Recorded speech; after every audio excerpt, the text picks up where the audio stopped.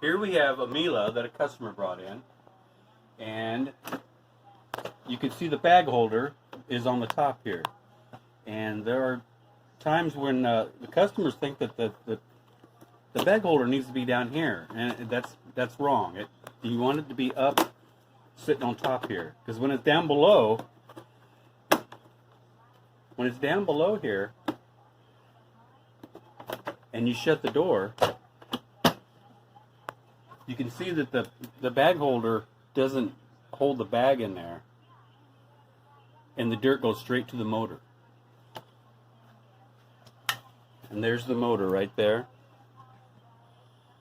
You can see there's all kinds of hair in there, hair and dirt. That'll ruin your motor. So make sure that bag holder is on top here, like that, on top of the rim there.